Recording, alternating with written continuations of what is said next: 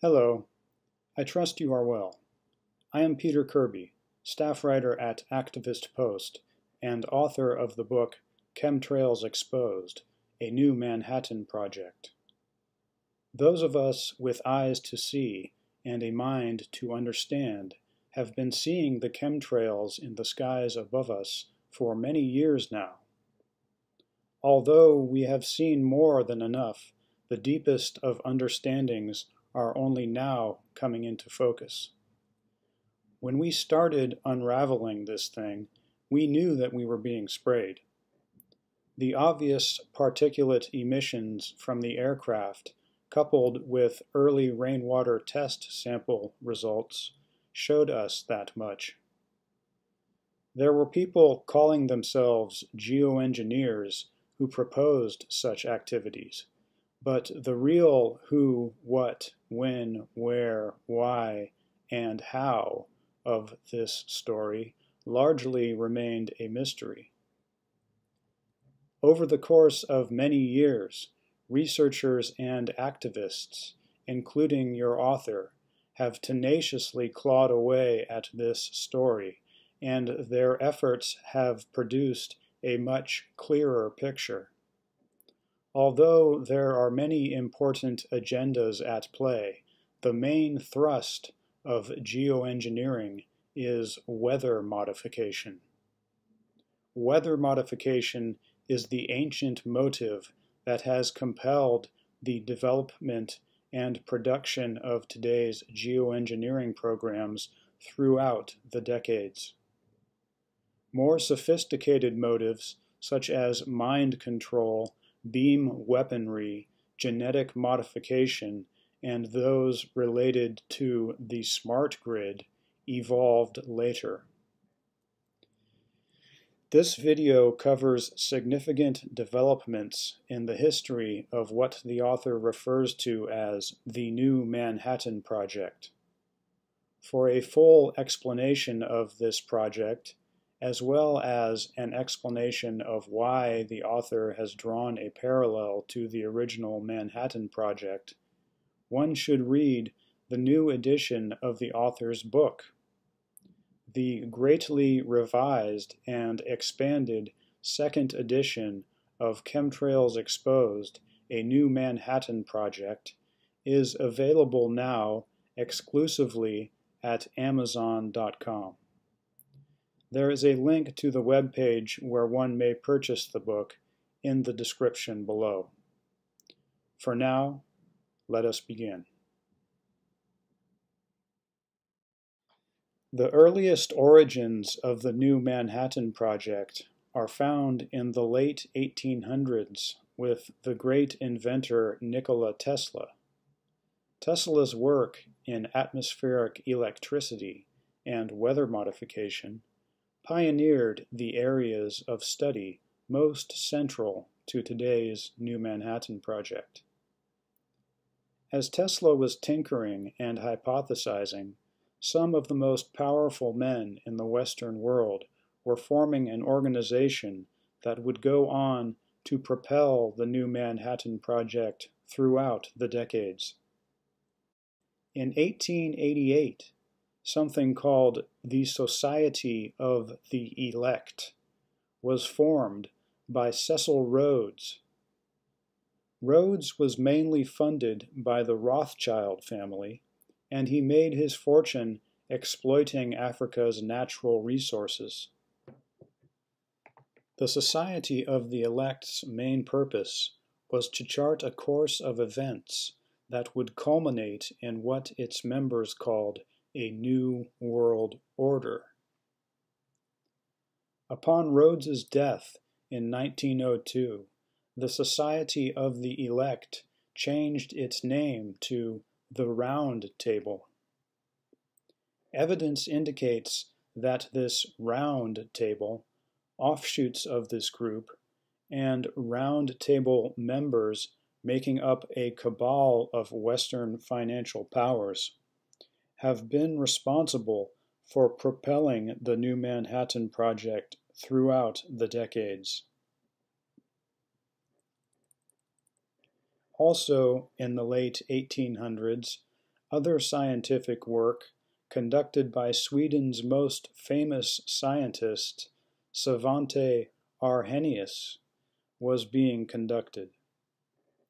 Arrhenius's theory of man-made global warming has been and continues to be used as a means of propelling the new Manhattan Project. Arrhenius first concocted the theory in late 1894 and continued work on it in 1895. Arrhenius had his first paper on the topic published in very late 1895. So the theory of man-made global warming largely became known to the public in early 1896. This timeline is important because it was exactly 100 years later, in 1996, when large-scale American domestic spraying operations began. You see, the theory of man-made global warming has served as the problem to which we are obliged to find a solution.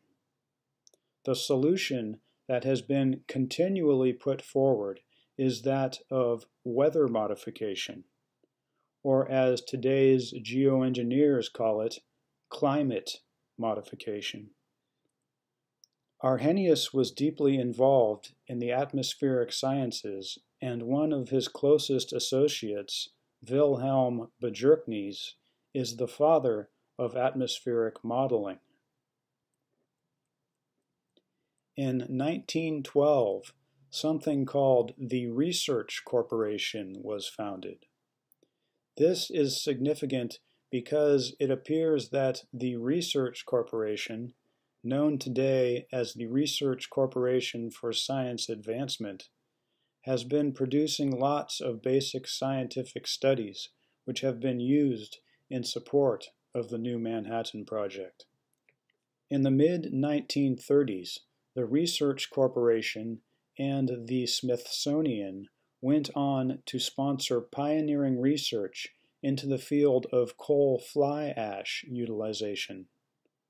We concern ourselves with the field of coal fly ash utilization because today's most common chemtrail spray has been scientifically determined to be coal fly ash. Also in the 1930s, a man by the name of Alfred Lee Loomis was experimenting with human brain waves. This is significant to our investigation because today's ionospheric heaters, which control the weather as part of the new Manhattan Project, operate in the same frequency ranges as those that can control the human mind. Alfred Lee Loomis has many other compelling connections to the early development of the new Manhattan Project. With the coming of America's involvement in World War II, developments relevant to the new Manhattan Project greatly accelerated. In Asia, the Flying Tigers were formed. This is significant because the Flying Tigers were most probably the beginnings of today's proprietary chemtrail fleet. Back in America, the Massachusetts Institute of Technology's Radiation Laboratory developed technology important to the new Manhattan Project. Specifically, the MIT RAD Lab developed an early precursor of today's ionospheric heaters known as LORAN. The RAD Lab also developed early air traffic control technology utilizing radar. In 1943, also during the war, the aforementioned Nikola Tesla died, and his effects were confiscated by the United States government. These documents and other items seized by the government may have included detailed plans for a large-scale weather modification program in the vein of today's New Manhattan Project. Later in the war, as the Allies approached a victory in Europe, they captured lots of German technology. This captured technology, specifically aerospace technology, was to become important to the development of the New Manhattan Project. In fact, former Nazi scientists came along with the captured technology as part of something called Operation Paperclip. As it became clear who the winners and losers of World War II would be, in 1943, the Rockefellers and the Council on Foreign Relations secretly drew up plans for the United Nations. Finally established in 1945, evidence indicates that the United Nations has played a central role in the development, production, and execution of the New Manhattan Project. Lots of developments occurred immediately after World War II as well. When the war in the Pacific Theater ended with Japan's surrender, an airline called Civil Air Transport rose from the ashes of the aforementioned Flying Tigers. As we continue our story, we will see that civil air transport was most probably another phase in the development of today's proprietary chemtrail fleet. Also, with the end of World War II, an airplane manufacturer in America called the Texas Engineering and Manufacturing Company was founded. Evidence indicates that the Texas Engineering and Manufacturing Company, known as TEMCO, would go on to play a central role in the development of what the author calls the dual-purpose chemtrail fleet. Evidence indicates that TEMCO was the company that began operations relevant to the retrofitting of commercial aircraft, retrofitting that allows such aircraft to participate in domestic chemtrail spraying operations. An important high-profile scientific paper titled Outline of Weather Proposal also appeared immediately following World War II. Among other suggestions, Outline of Weather Proposal proposed a global weather modification project. Shortly after the war, in 1946, more post-war plans for the New Manhattan Project were being laid. In May of 1946, a series of reports titled Toward New Horizons had a restricted release. The Toward New Horizons reports were a product of analyzing captured German aerospace technology, and these reports set the course of America's research and development activities in military aerospace for many years to come. The reports touched on many areas relevant to the New Manhattan Project, as they suggested a new era of peacetime weather control. It is interesting to note that these reports came out exactly 50 years before the 1996 release of a similarly themed set of documents known as Air Force 2025, which contained the infamous Owning the Weather in 2025 report. Also in May of 1946, at Princeton University, the famous Manhattan Project scientist John von Neumann began his Meteorology Project at the Institute for Advanced Studies. Von Neumann's Meteorology Project laid the foundations of today's computerized weather modeling programs. Pertaining to the roots of the new Manhattan Project, what the public mostly saw in 1946 was three scientists from General Electric touting a new era in weather modification. Irving Langmuir, Vincent Schaefer, and Bernard Vonnegut were celebrated in the press for dumping dry ice out of an airplane, causing cumulus clouds to produce precipitation. It was only a few months later that they were dumping more questionable substances out of aircraft in attempts to modify the weather. But by that time, the media had turned their attention elsewhere. Lastly, in 1946, the Rockefellers were positioning themselves to profit from a new era in military aerospace technology. That year, Lawrence Rockefeller founded Rockefeller Brothers Incorporated as a venture capital investment firm. Rockefeller Brothers Incorporated went on to invest in cutting-edge technologies relevant to the new Manhattan Project, such as jet airplanes, rockets, aviation electronics, and nuclear research. It was also around this time that the Central Intelligence Agency was coming into being. Evidence indicates that the CIA has been most central to the development, production, and execution of all aspects of the new Manhattan Project. In fact, evidence indicates that the CIA is the day-to-day overall manager of the entire project and has been since its inception.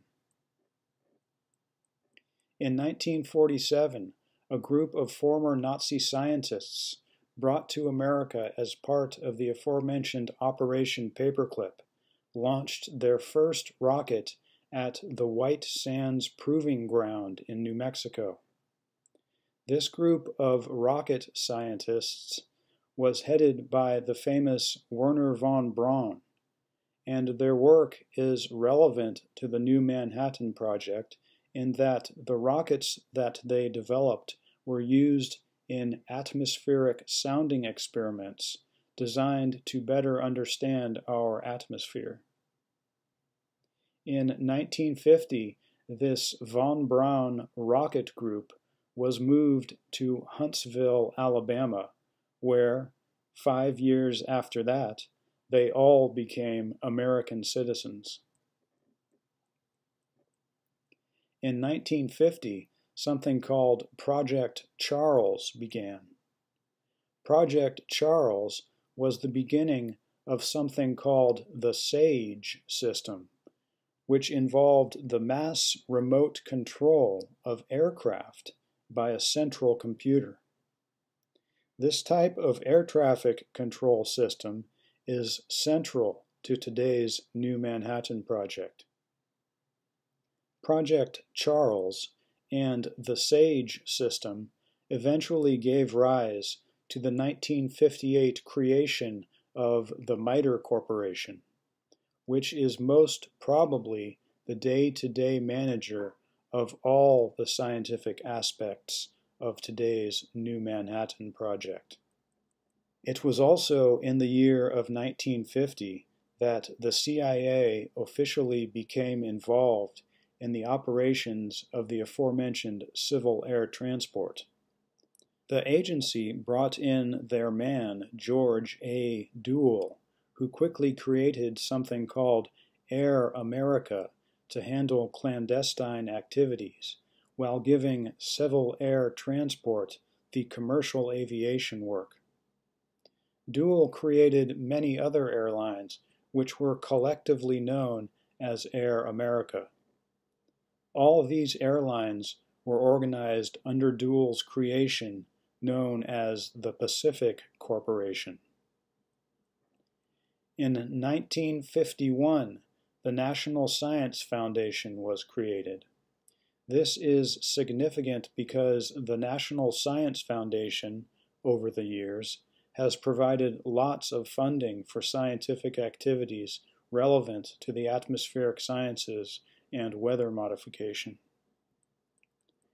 In 1952, Lawrence Livermore National Laboratory was established in Livermore, California.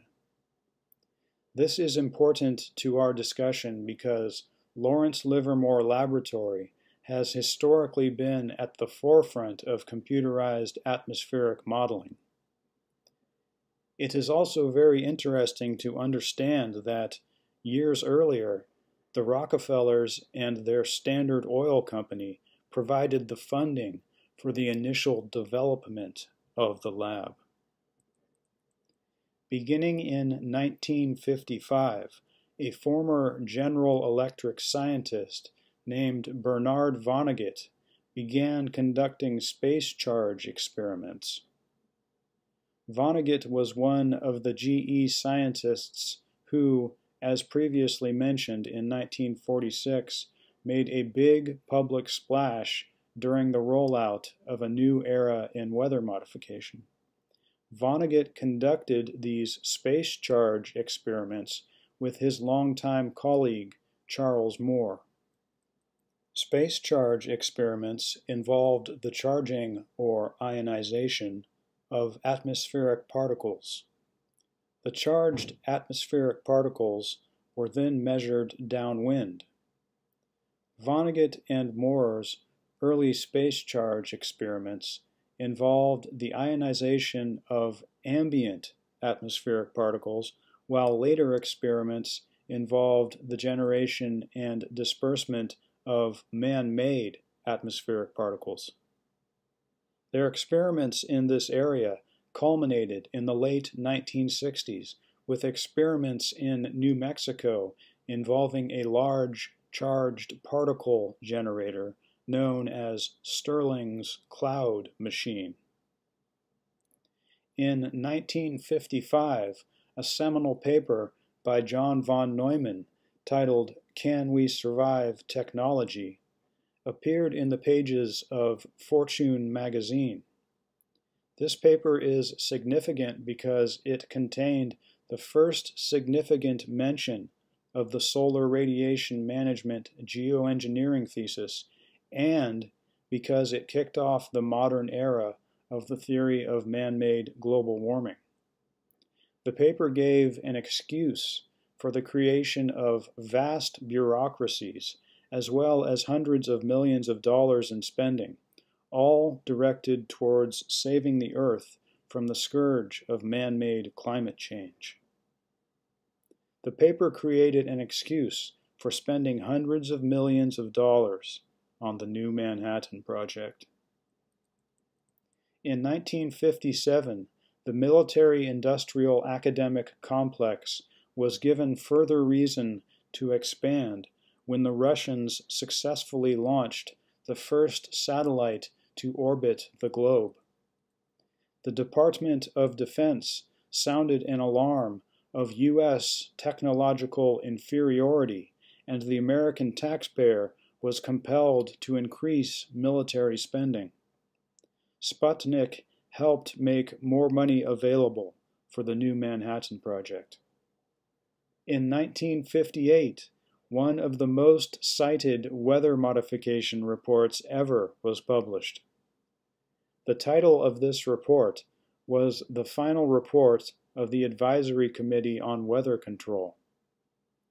Among the papers published in this report was one written by our friend Bernard Vonnegut and co-authors titled "The Future," which outlined an atmosphere saturated with, quote, chemicals and the, quote, altering of atmospheric electricity.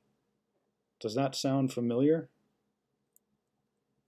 Also in 1958, nuclear bombs were detonated in the atmosphere as part of a program that went by the name of Operation Argus.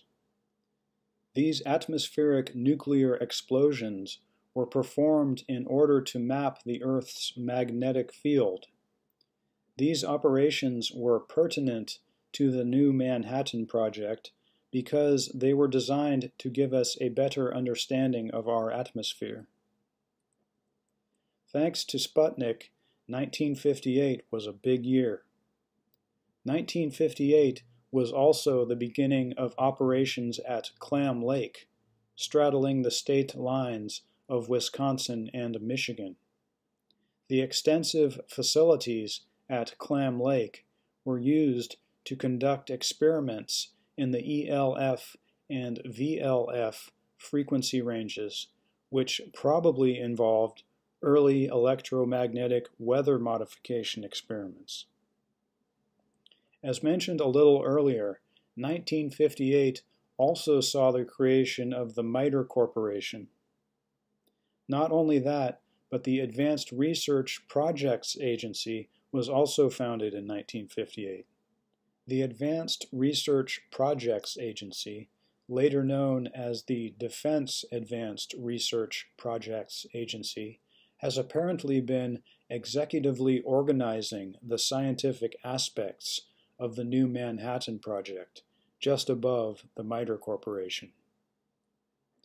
Lastly, in 1958, an important former Nazi meteorologist by the name of Hans Dolzalek was brought to America and subsequently accepted a job with the Aviation Corporation of America.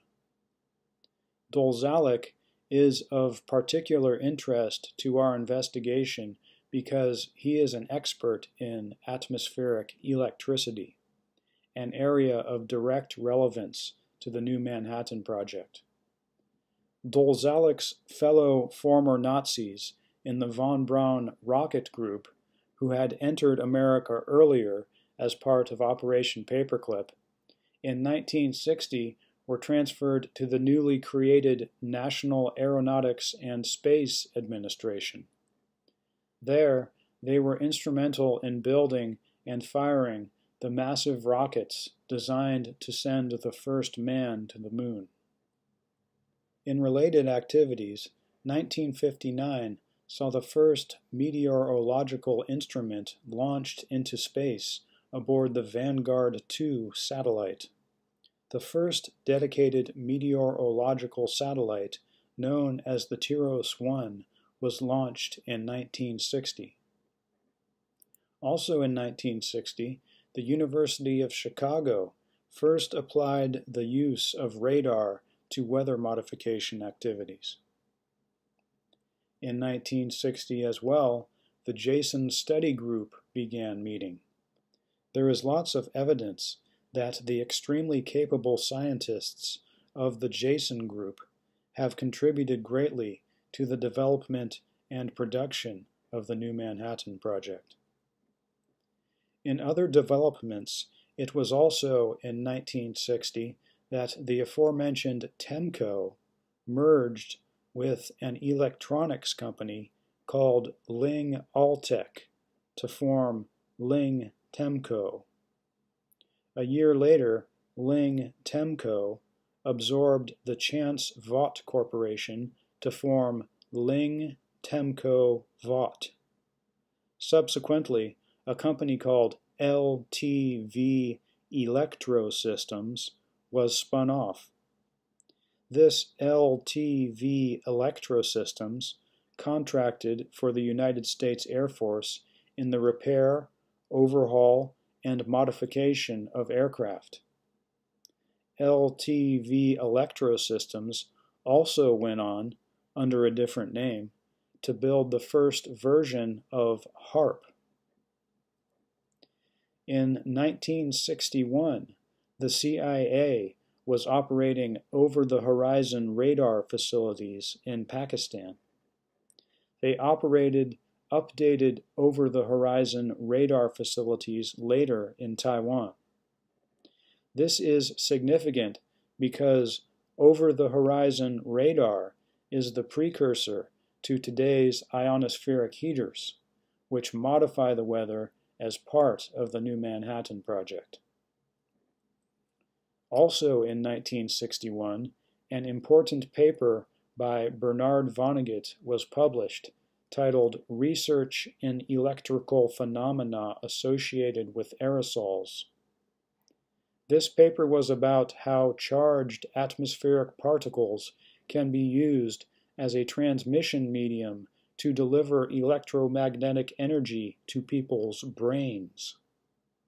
Considering Vonnegut's previous work in the field of charged atmospheric particles and weather modification, this paper is particularly relevant here.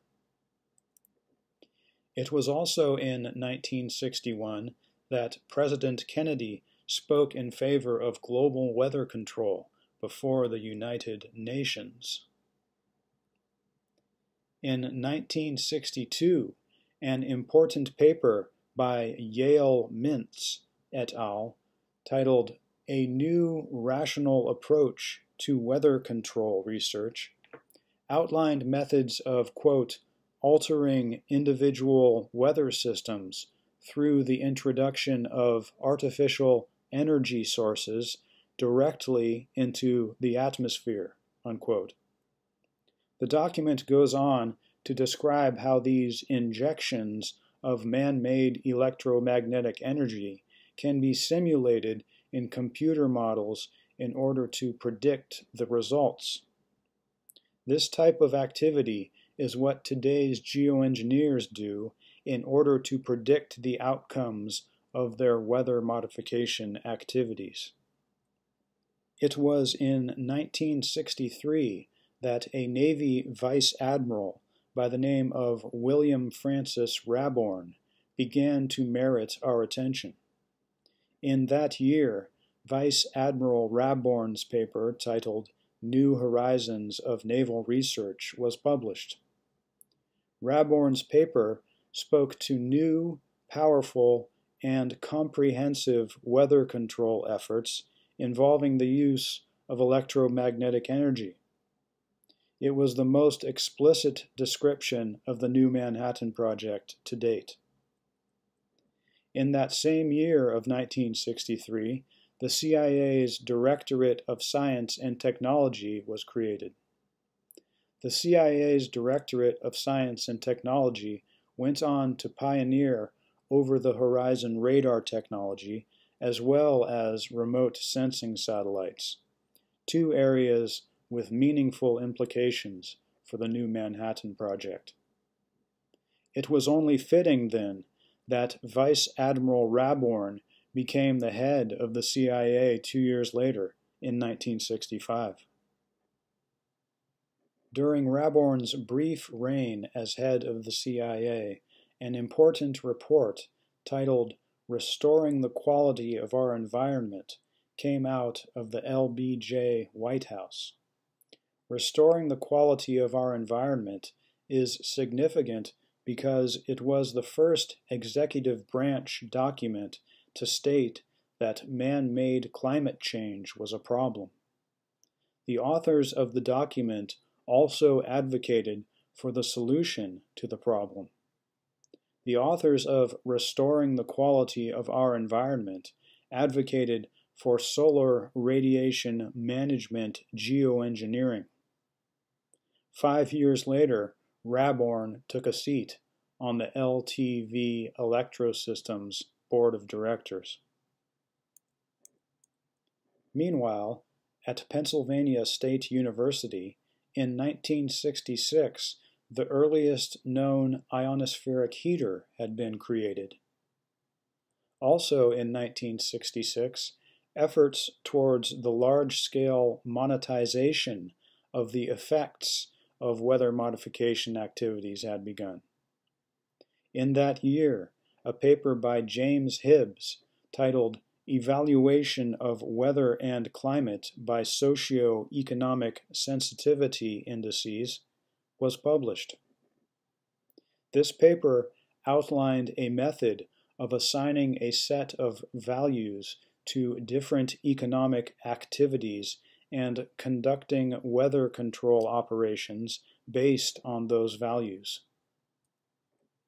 3 years later, in 1969, James McQuigg of the University of Missouri had written and published two highly relevant papers.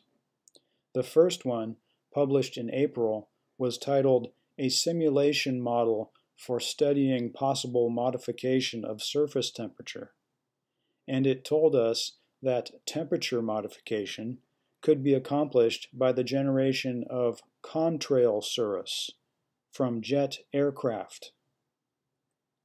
In late 1969, in a paper titled "Temperature Modification and Costs of Electric Power Generation," McQuigg and two co-authors laid the foundations of the modern weather derivatives market by fusing the nascent field of atmospheric temperature modification with the generation of electrical power.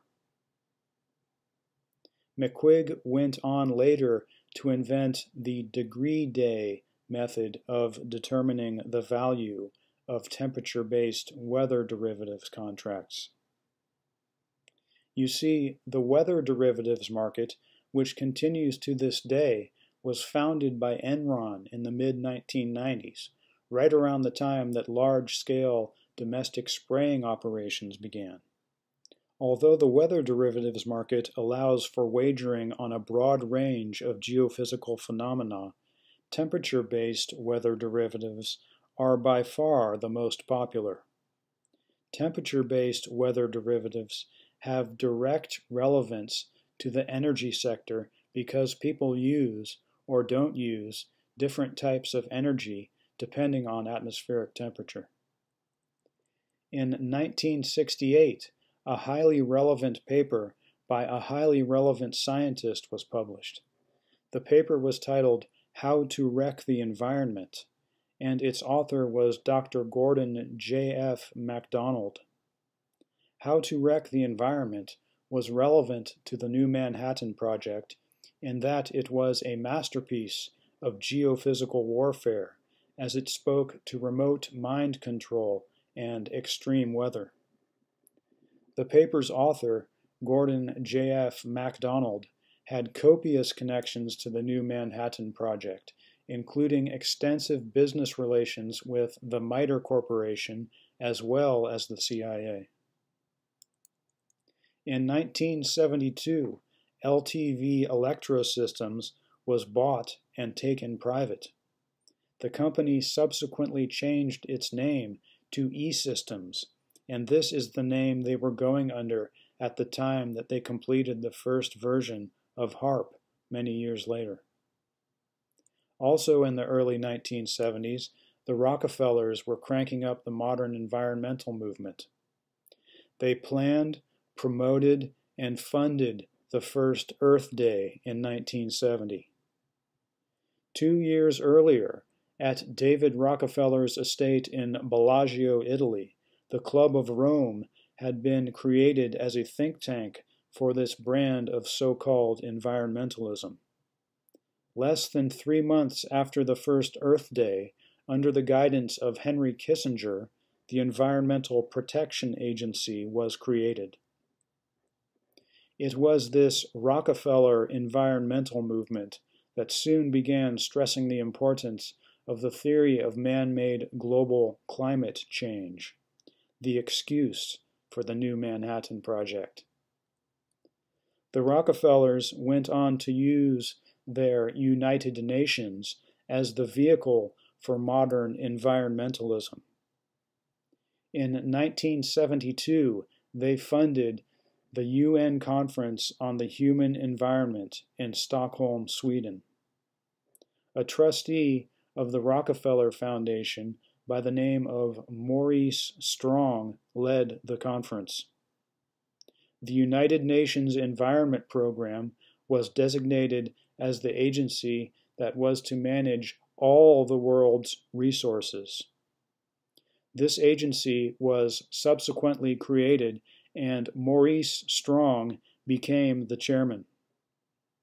The United Nations Environment Program then began issuing news releases about, among other things, the pollution of the air by carbon emissions.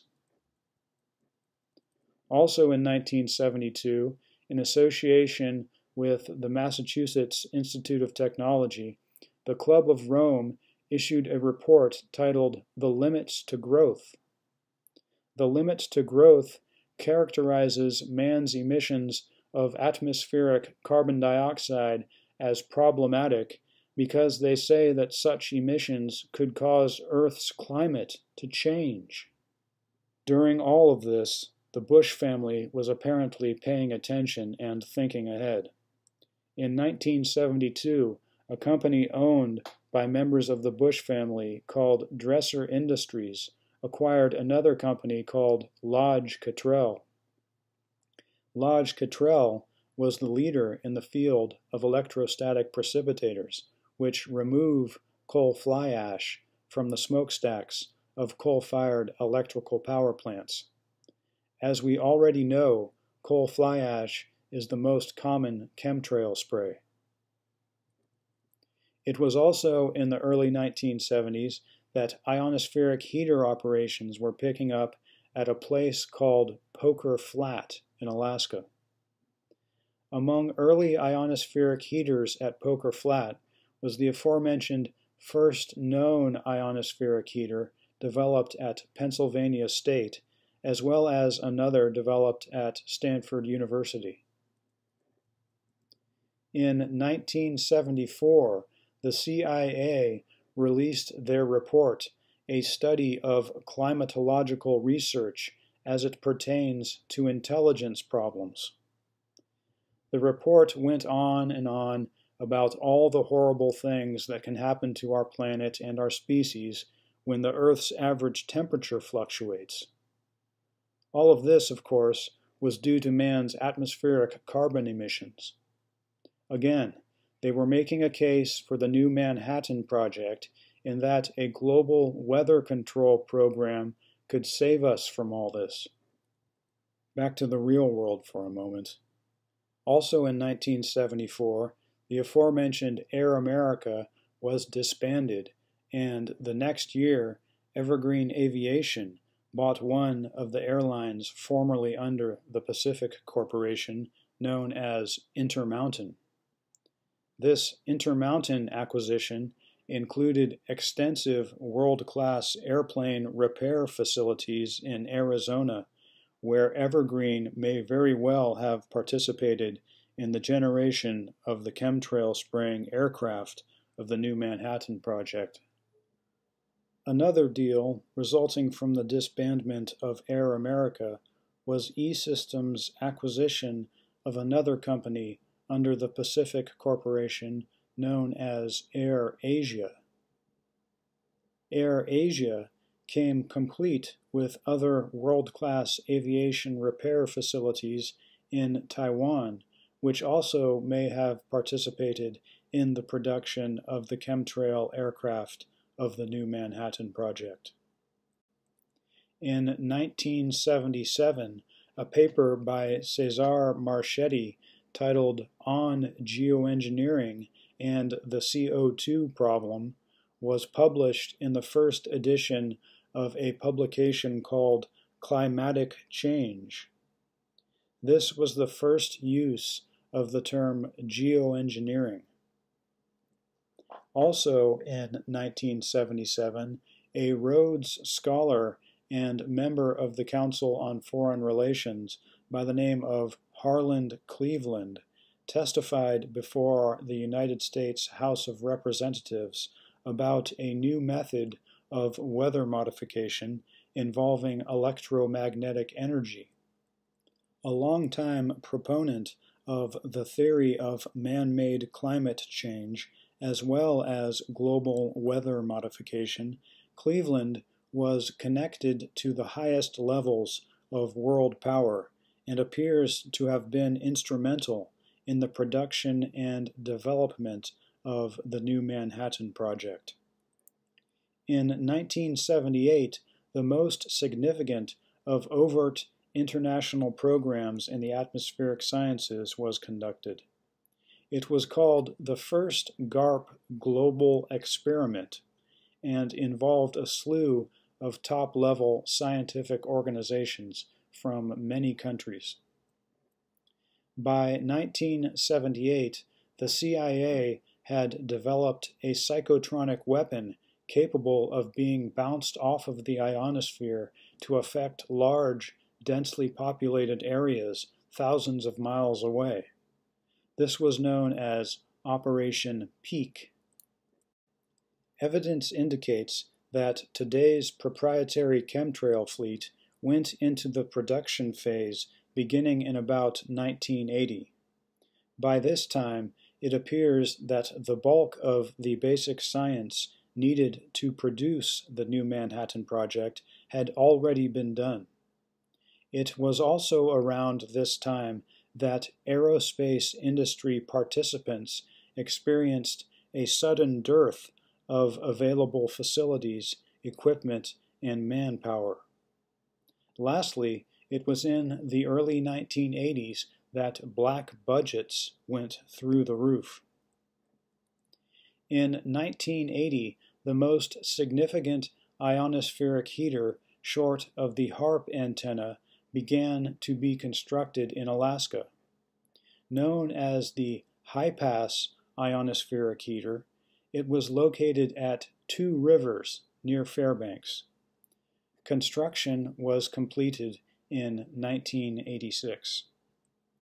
Also in 1980, a scientist by the name of Dr. Michael Persinger published a book titled The Weather Matrix and Human Behavior. The weather matrix and human behavior pertains to the human psychological and physiological effects of natural ELF and VLF fields, as well as the physiological effects of ionized particles. As we know that the New Manhattan Project utilizes frequencies in these ranges as well as ionized particles, information in the weather matrix and human behavior can be applied to this global weather modification project. In 1985, the aforementioned Aviation Corporation of America was acquired by a company called Textron.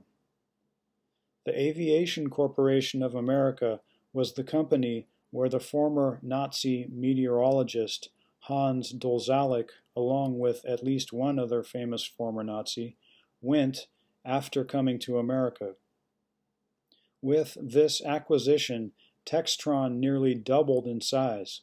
The Aviation Corporation of America became a division of Textron known as Textron Defense Systems. The 1988 U.S. patent Selective Thermal Radiators by David B. Chang and a co-author describes how a mass of small atmospheric particles can be energized like the mantle of a modern gas lantern. This effect was more explicitly described in Chang's later stratospheric Welsbach seeding for reduction of global warming patent. What Chang describes is what happens when the electromagnetic energy from an ionospheric heater hits an atmosphere saturated by chemtrail spray. This so-called Welsbach effect can be used to modify the weather. Also of note in Chang's Welsbach seeding patent is the fact that he mentions that jet fuels might be spiked with aluminum in order to produce more atmospheric particles from jet engine exhausts. This is made all the more interesting by the fact that around this same time, a UC San Diego professor by the name of Stanford Solomon Penner wrote of a, quote, jet fuel coal mixture, unquote, designed to do the same thing. In 1988, the Rockefellers' climate agenda was taken to the United States Senate. There, a formerly obscure NASA scientist testified that he was sure that the Earth was headed for a climate disaster due to man's emissions of atmospheric carbon dioxide. 1988 was also the year that the Intergovernmental Panel on Climate Change was created. The Intergovernmental Panel on Climate Change, or IPCC, is a United Nations organization designed to provide a scientific basis for the theory of man-made global warming. The scientific thing to do would actually be to attempt to disprove the theory, but never mind that. The Rockefellers have an agenda here. 2 years later, in 1991, two top-ranking members of the aforementioned Club of Rome published a book titled The First Global Revolution, in which the authors admitted that they had concocted and promoted the threat of global warming. The Rockefellers then continued to promote their solutions to the problem of global warming throughout the first half of the 1990s with their UN Conference on Environment and Development held in Rio de Janeiro and their Conference of the Parties, the first of which was held in Berlin. Also in the early 1990s, the Accelerated Strategic Computing Initiative at Lawrence Livermore National Labs began operating. After a long history of computerized atmospheric modeling at Livermore Labs, this was the effort that was finally capable of providing for the needs of the modern New Manhattan Project. In the early 1990s, ionospheric heater developments were also running hot and heavy.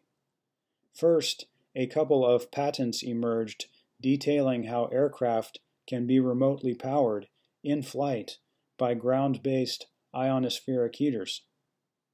The first one, assigned to the Rockefellers' Arco Power Technologies, was titled Power Beaming System and was granted in 1991. One of the inventors listed on Power Beaming System was Peter Coert. Coert was also listed as a co-inventor of the 1993 patent titled Power Beaming System with Printer Circuit Radiating Elements having Resonating Cavities, which also described a system of remotely powering aircraft.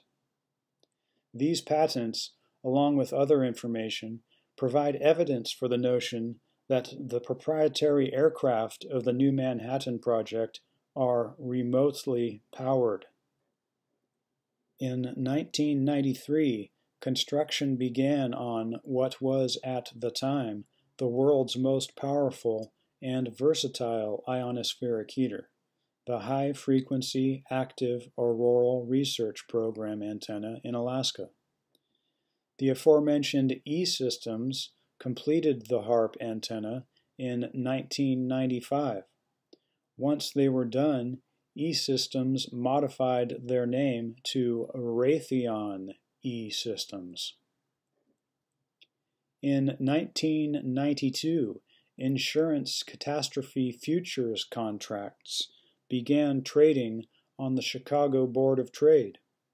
These futures contracts allowed investors to wager on extreme weather events such as hurricanes and tornadoes, events which could conceivably be caused by the New Manhattan Project and ionospheric heaters such as HARP. As we approached the beginning of large-scale domestic chemtrail spraying operations, in 1992, the Bush family's Carlyle Group bought a portion of the aforementioned Ling-Temco Vought. Now the Bush family and the Rockefellers were finally fully invested and ready to get busy. In 1996, the same year that large-scale domestic spraying operations began, the Air Force released a series of documents titled Air Force 2025, As previously noted, this set of documents was released exactly 50 years after the Toward New Horizons documents. Air Force 2025 outlined the New Manhattan Project multiple times, contained the infamous Owning the Weather 2025 report, and set forth a series of future objectives for the Air Force. At the time of Air Force 2025's release, at least one of these objectives was already operational. Since 1996, we have been assaulted almost every day by this New Manhattan Project. They are dumping tens of thousands of megatons of toxic waste into our atmosphere annually. This video is designed to better inform the public about these crimes against humanity so that we may be able to end the spraying. What has been provided here is a rough outline of the information provided in my book. For the complete story, please read the greatly revised and expanded second edition of my book, Chemtrails Exposed, A New Manhattan Project, available now exclusively at Amazon.com. Also, for all the latest developments, please subscribe to my email list at my website, peteracirby.com. Thank you.